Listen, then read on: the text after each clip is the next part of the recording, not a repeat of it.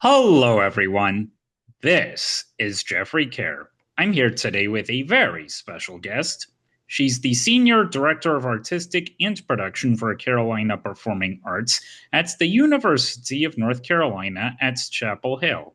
There, she curates a multi-disciplinary performance series and engages artists from around the world in teaching, research, and creation.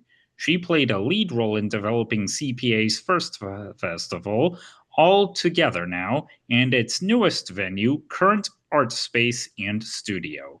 Please welcome Amy Kolling. Thank you. I'm so glad to be here. Hey, glad to have you here. So, to start things off, would you mind telling us about CPA? So CPA is, as you said, a multidisciplinary presenter for the performing arts on the campus of the University of North Carolina at Chapel Hill. We're just a little over 20 years old now, and we present a series of performances that includes all kinds of dance, theater, music from around the world, also some visual arts and installation work on campus and in the town of Chapel Hill.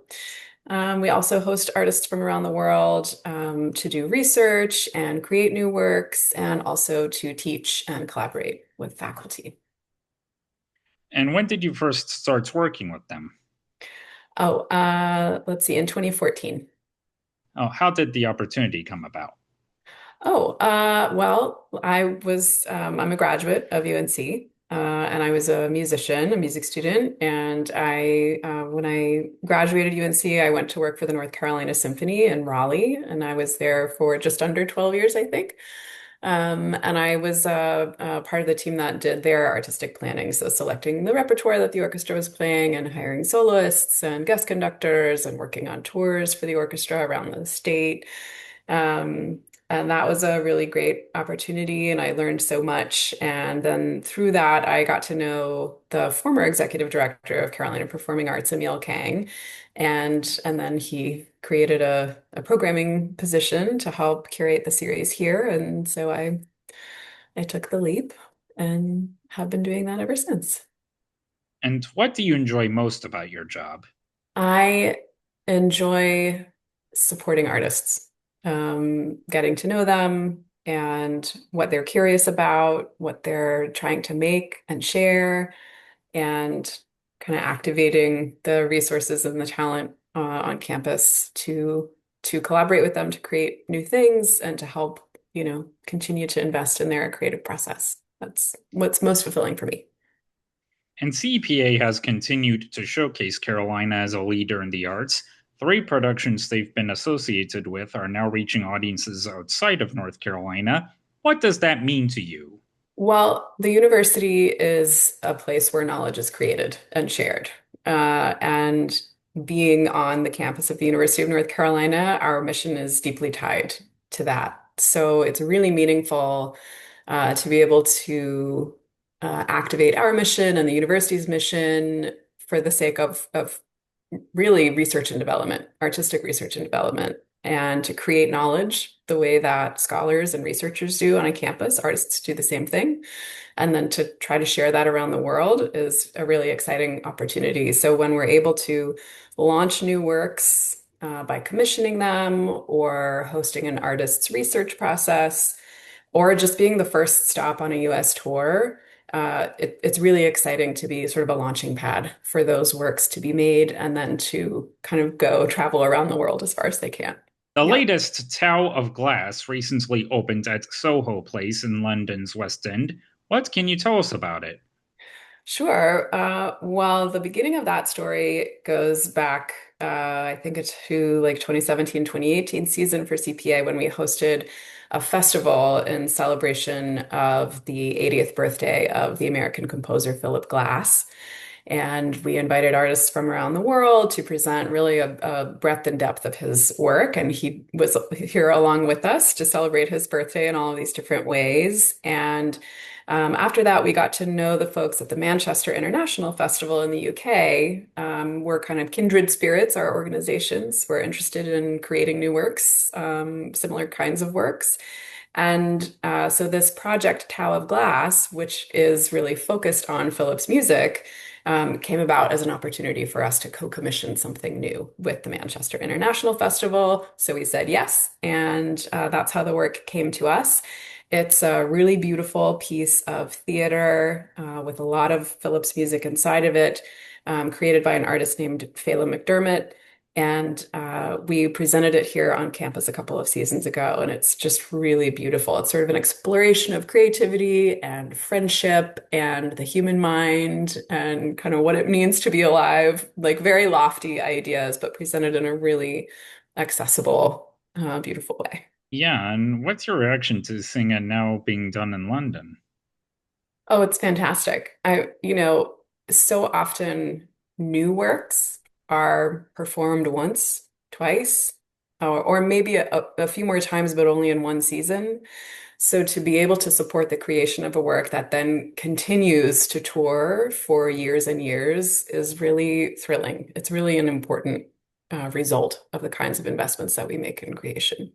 Yeah, and earlier this year, two other CPA connected productions ran in New York and were featured by the New York Times, and they were Johnny Loves Joanne and Pony Cam's Burnout Paradise. What do you make of all this success? Something that means a lot to us at CPA is investing in long-term, what I would call iterative relationships with artists. So we get to know someone, we learn what they're curious about, what they want to make next. We try to help them out with that, and we kind of continue our engagement with them as they make new work and continue to develop creatively. And so it's lovely to see artists with whom we've had these long relationships and kind of been on so many adventures together to create new projects continue to be successful. And we hope that, we're building relationships with artists who will have those long, exciting careers. And so yeah, it's thrilling to see them all kind of go off and have greater success. Now, going back to the beginning, how did you first get started in the performing arts?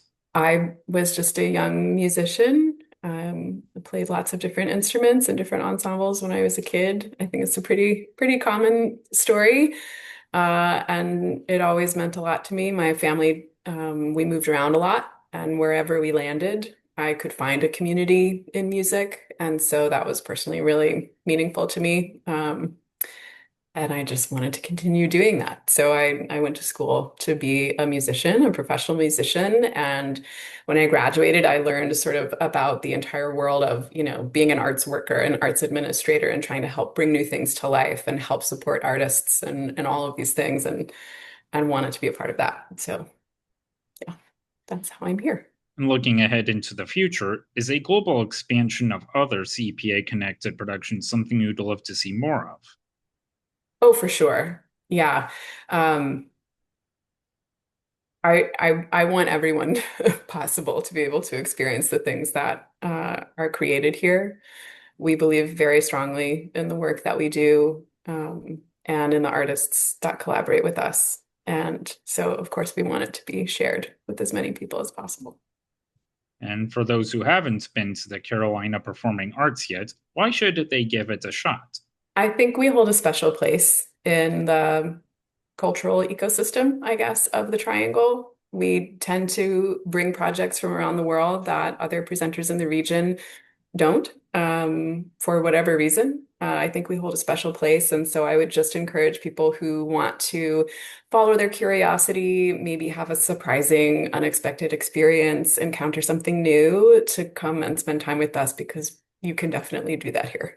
And before we go, do you have any other upcoming projects that you'd like to share with us? Absolutely. We are launching our next season in October, so there's a lot of richness there for people to explore. But something very special about this coming season is that we are also launching a festival. So our festival is called All Together Now, and it will happen in February, February 19 through 21, in venues all across Chapel Hill, the downtown area, and the campus, with artists from around the world, also artists from all over the Triangle region. And it's really a celebration of how artists and researchers and scholars are really engaged in these sort of kindred efforts of exploring the world, trying to answer big questions, creating knowledge, and sharing it with people. And so it'll feel like a sort of a playground of ideas between researchers and scholars from the university and artists from around the world. And for those who'd like to pursue a career in the performing arts, where do you think would be a good place to start? I think experience is probably the best teacher, right? So hopefully you have a creative practice that you can explore and build community with other artists, and then just get out there and do it. Find some way to experience what it means to bring something to life in a creative way. That's the best starting place. Amy, I thank you very much for devoting your time to this conversation. It was great getting to talk to you. Thank you, you too. And for those who'd like to keep up with your career, where can people find you on the internet? Oh, I'm very much not on the internet, but you can follow my work with Carolina Performing Arts. That's the best place to find me. Oh, okay. Then how about where can people find more of Carolina Performing Arts on the internet if they'd like to reach out there? Sure, carolinaperformingarts.org. All right. Thanks again for joining me today, Amy. This was great. Thank you.